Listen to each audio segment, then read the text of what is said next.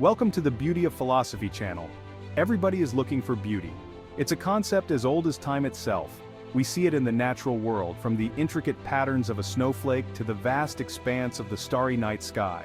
We create it in our art, music, and literature. But what exactly is beauty, and why does it hold such power over us? These are the questions that have fascinated philosophers for centuries.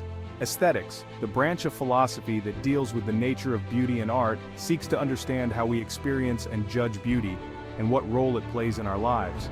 It's a journey that takes us to the heart of human perception, emotion, and creativity. The ancient Greeks believed that beauty was an objective quality, inherent in the objects themselves. They saw it as a manifestation of harmony, proportion, and balance. A beautiful object was one that embodied these principles in a perfect way. But as we will see, the concept of beauty is far more complex and nuanced than this simple definition suggests. Fast forward to the 18th century, and the philosopher Immanuel Kant challenged this classical view.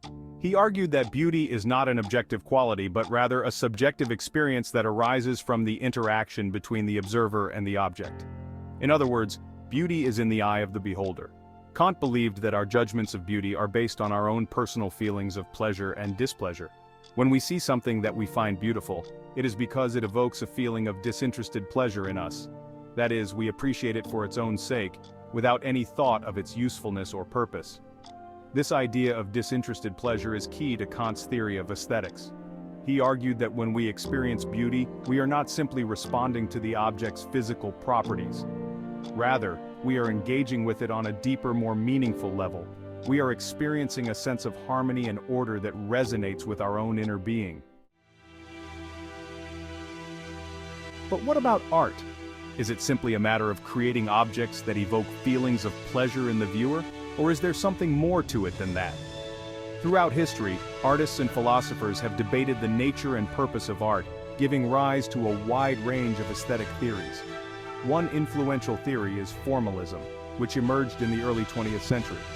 Formalists argued that art should be judged solely on its formal qualities, such as line, color, and composition.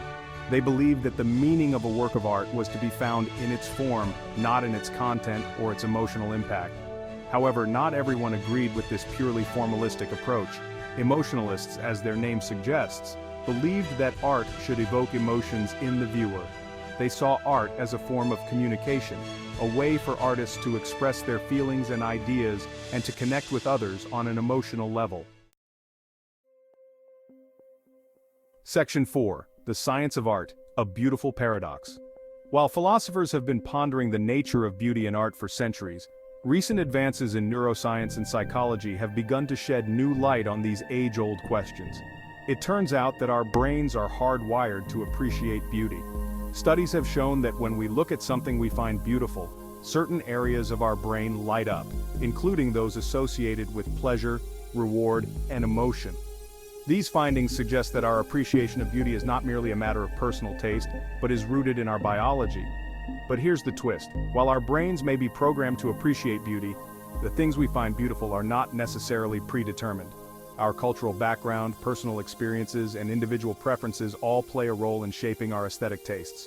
What one person finds beautiful, another may find repulsive, and vice versa. Section 5. Aesthetics in Action, from cathedrals to iPhones. Aesthetics is not just an abstract philosophical concept, it's all around us, influencing our choices and shaping our world.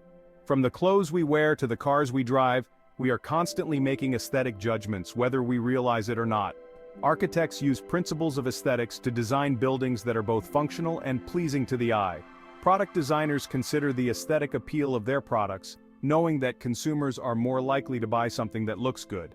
Even our smartphones, with their sleek designs and intuitive interfaces, are a testament to the power of aesthetics. Aesthetics can also be a powerful tool for social change. Art has the ability to challenge our perceptions, provoke critical thought, and inspire action. Think of the works of artists like Banksy, who use their art to raise awareness of social and political issues. Section 6. A Universe of Beauty. So, what is aesthetics?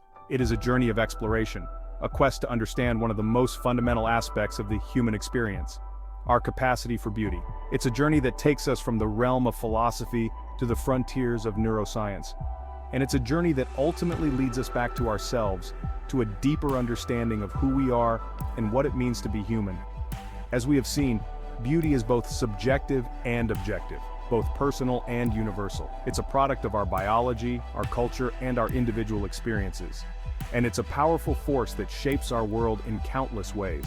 So the next time you find yourself captivated by a work of art, a stunning sunset, or a beautiful human face, take a moment to appreciate the wonder of aesthetics, the philosophy of beauty.